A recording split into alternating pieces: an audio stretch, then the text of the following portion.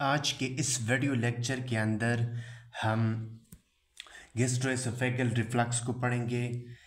तो gastroesophageal reflux जो है हमारे पास एक डिजीज़ है जो कि डाइजेस्टिव सिस्टम रिलेटेड प्रॉब्लम है। अब गैस्ट्रोएसोफेगल रिफ्लक्स के अंदर क्या होता है, सबसे पहले नॉर्मल मैकेनिज़्म को जानना ज़रूरी है। नॉर्मल मैकेनिज़्म में हम फूड को लेते हैं, फिर उसकी चीविंग करते हैं माउथ के अंदर, फिर आफ्टर चीविंग वो बॉलस जो है फूड बॉलस वो एसोफेगस की तरफ जाता है, थ्रू एसोफेगस फिर वो स्टमक की तरफ जाता है। ये हमारे पास जो है एक नॉर्मल मैकेनिज़्म है। अब एसोफेगस के अंदर क्या होता है, हमारे पास स्फिंक्टर है, वो कंट्रोल करता है फूड को। तो उस मसल की वजह से मोमेंट होता है, रिलैक्सेशन होता है, कंट्रैक्शन होता है। तो रिलैक्सेशन और कंट्रैक्शन की वजह से उस बॉलस की मोमेंट होती है और मोमेंट की रिजल्ट में वो बॉलस डाउन द एसोफेगस जाता है। ये हमारे पास एक नॉर्मल मैकेनिज़्म है। अब एबनॉर्मल मैकेनिज़्म क्या है? एबनॉर्मल मैकेनिज़्म में ये होता है जो हमारे पास एसोफेगस है उसमें स्फिंक्टर है, जो स्फिंक्टर है लोअर एसोफेगल स्फिंक्टर है, उसमें प्रॉब्लम अगर होती है।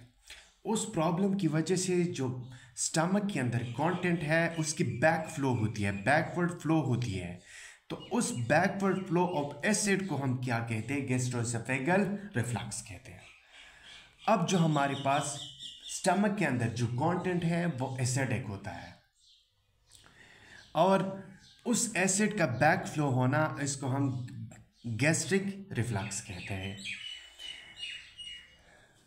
तो ये गैस्ट्रिक रिफ्लक्स की वजह से जो हमारे पास एसोफेगस है वहाँ पे इन्फ्लेमेशन अगर होती है और उसकी सिविरिटी के बाद एसोफेगस की कैंसर भी हो सकती है। तो ये कॉम्प्लिकेशन है। चलो हम पढ़ते हैं। Gastro-oesophageal reflux as the backward flow of gastric content into the oesophagus. अब गैस्ट्रिक के अंदर स्टमक के अंदर मुख्तलिफ किस्म के कंटेंट है, ऐसे गैस्ट्रिक जूसेस हैं, एसिडिटी है, तो उसकी बैक फ्लो होती है। अब people with asthma are at high risk of developing GERD हम इसको शॉर्ट में कहते हैं गैस्ट्रोएसोफेगल रिफ्लक्स डिजीज़। तो जिनको आस्मा है वो लोग जिनको आस्मा है तो उसको गैस्ट्रोएसोफेगल रिफ्लक्स की जो चांसेस है वो ज़्यादा है डेवलप होने की। आस्मा flare-ups can cause the lower esophageal sphincter to relax, allowing stomach contents to flow back or reflux into the esophagus. अब क्या होता है, इस प्रोसेस में रिलैक्सेशन होता है। जब लोअर एसोफेगल स्फिंक्टर जो है वो रिलैक्स हो जाता है, बॉलस स्टमक के अंदर जाने के बाद जब उसकी फिर रिलैक्सेशन होती है, रिलैक्स रहता है, तो स्टमक का जो कंटेंट है वो बैक इनटू द एसोफेगस आ जाता है। अब जो GERD कॉमन अफेक्टिंग जो है वो 15 to 20% एडल्ट में है। 10% experience daily heartburn and indigestion. जो हमारे पास 10% लोग हैं उसको डेली हार्टबर्न और इंडाइजेशन रहता है। लेकिन इम्पॉर्टेंट बात ये है कि अब हर किसी को तो हम ये नहीं कह सकते हैं कि इसको गैस्ट्रोएसोफेगल रिफ्लक्स डिजीज़ है। लेकिन जब ये कॉमन हो, वीक में 2-3 बार हो, तो उसको हम गैस्ट्रोएसोफेगल रिफ्लक्स डिजीज़ कहते हैं, जो कि हमारे पास एक्यूट भी हो सकता है, क्रॉनिक भी हो सकता है।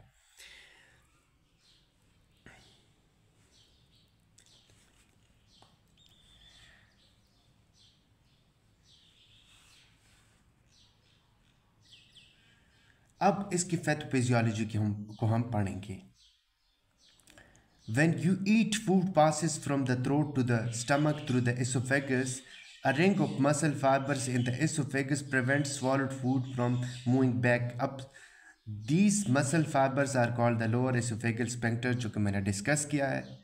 When the ring muscle does not close all the way, stomach contents can leak back into the esophagus. This is called reflux or gastroesophageal reflux. Reflux may cause symptoms. Harsh stomach acid can also damage the lining of the esophagus.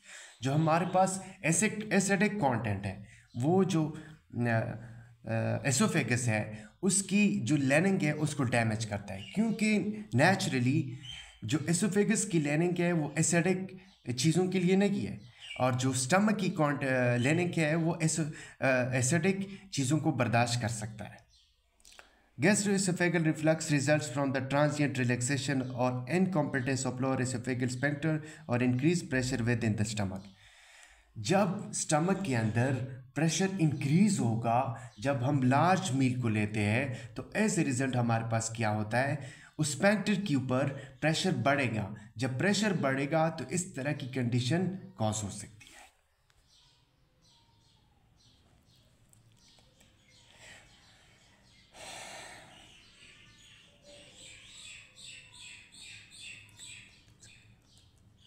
अब factor को हम पढ़ेंगे. Factor contributing to oesophageal reflux. Increase gastric volume, ये हमारे पास एक factor है. जब gastric volume का इंक्रीज़ होगा तो एज ए रिज़ल्ट हमारे पास गैस्ट्रोएसोफेगस रिफ्लक्स डिजीज़ हो सकता है. Positioning pushing gastric content close to gastroesophagus junction such as bending और लेइंग डाउन. बैंडिंग और लेइंग डाउन की वजह से भी ये भी हमारे पास एक फैक्टर है जिसकी वजह से GERD हो सकता है. इंक्रीज गैस्ट्रिक प्रेशर, ओबेसिटी और टाइट क्लोथिंग, ये भी हमारे पास एक फैक्टर है. टाइट क्लोथिंग भी और ओबेसिटी की वजह से भी GERD हो सकता है. हाइटल हर्निया, जो कि हमारे पास एक प्रॉब्लम है, एक डिजीज़ है, उसकी वजह से भी गैस्ट्रोएसोफेगल रिफ्लक्स हो सकता है.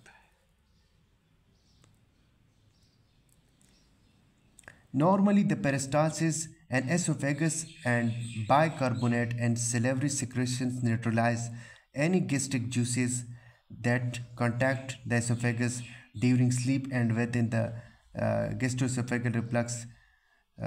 Esophageal mucosa is damaged and inflamed. Prolonged exposure causes ulceration, friable mucosa and bleeding.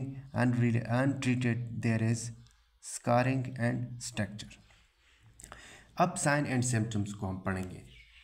Hard burn after meals while bending over और recumbent and worse at night.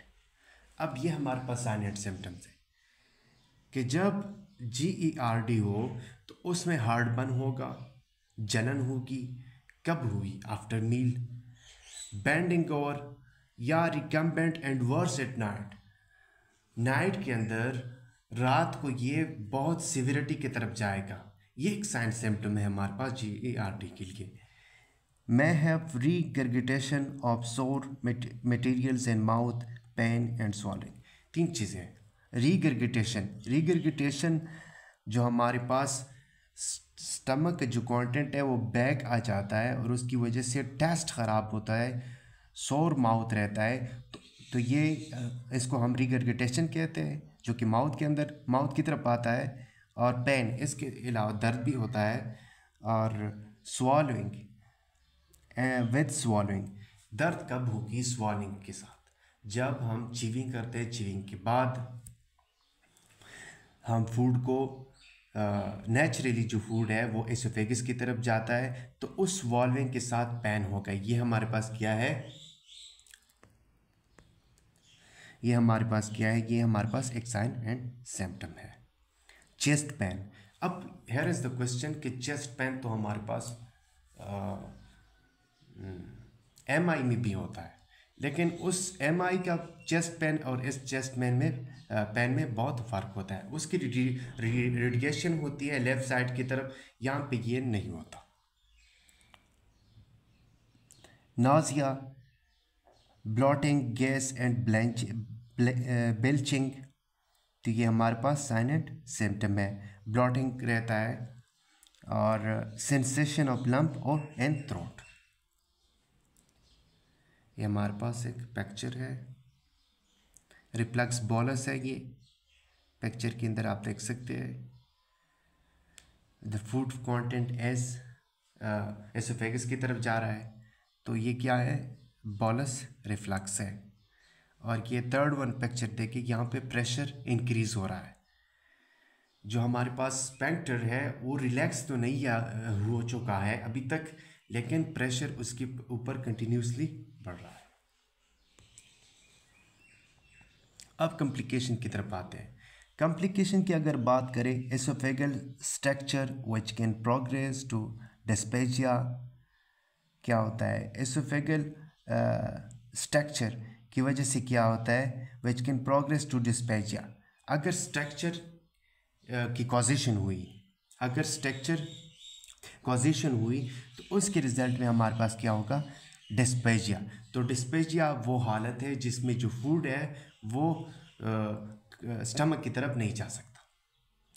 Barrett esophagus changes and cells lining esophagus with increased risk for esophageal cancer diagnosis। इसमें क्या होता है कि जो हमारे पास sales है oesophagus leaning की, वो वहाँ पे एसोफेगल कैंसर के जो चांसेस है वो इंक्रीज़ होते हैं। एसोफेजाइटिस, इसके अलावा एसोफेगस की इन्फ्लेमेशन होती है, तो ये हमारे पास क्या है, कॉम्प्लिकेशन है। अब डायग्नोस्टिक टेस्ट की तरफ जाते हैं। Barium swallow, evaluation of esophagus, stomach and small intestine. तो ये हमारे पास एक डायग्नोस्टिक टेस्ट है जिसमें हम एवल्यूएशन करते हैं एसोफेगस की, स्टमक की और स्मॉल इंटेस्टाइन की। अपर जीआई एंडोस्कोपी हम करते हैं डायग्नोस्टिक टेस्ट के लिए।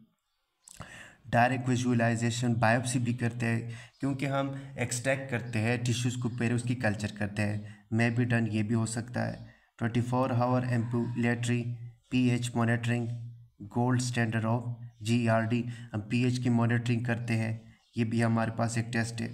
अब एसोफेगस मोटेलिटी स्टडीज़ करते हैं कि क्या एसोफेगस के अंदर मोटेलिटी डिसऑर्डर, मोटेलिटी प्रॉब्लम तो नहीं है। Esophageal manometry which measure pressures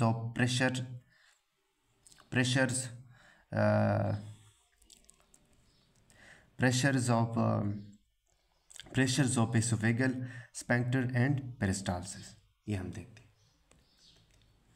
अब ट्रीटमेंट की अगर बात करें तो हम लाइफस्टाइल चेंजेस की ज़रूरत है, क्योंकि खाना खाने के बाद अगर हम डायरेक्टली सो जाते हैं तो ये भी एक प्रॉब्लम है, ले डाउन डायरेक्टली।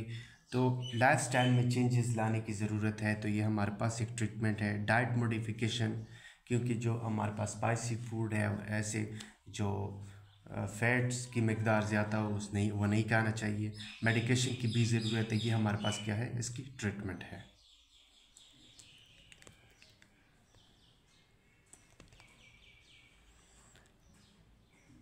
अब मेडिकेशन के अंदर हम एंटासिड्स की यूज़ करते हैं जो कि हमारे पास एसिडिटी को न्यूट्रलाइज करते हैं। एसिडिटी को न्यूट्रलाइज करते हैं, तो ये हमारे पास क्या है, एंटासिड हमारे पास मेडिसिन है। जैसे में हमारे पास गेविस्कॉन के वो हम यूज़ करते हैं, और इसके अलावा H2 रिसेप्टर ब्लॉकर जो है वो भी हम यूज़ करते हैं। डिक्रीज़ एसिडिक प्रोडक्शन को वो डिक्रीज़ करते हैं। उसमें हमारे पास जो है सिमेटिडिन, रिनेटिडिन, फेमेटिडिन, निजिटिडिन, ये हमारे पास H2 रिसेप्टर ब्लॉकर है। प्रोटीन पंप इनहिबिटर में हमारे पास रिड्यूस गैस्ट्रिक सिक्रेशन को हम इसके ज़रिए से सिक्रेशंस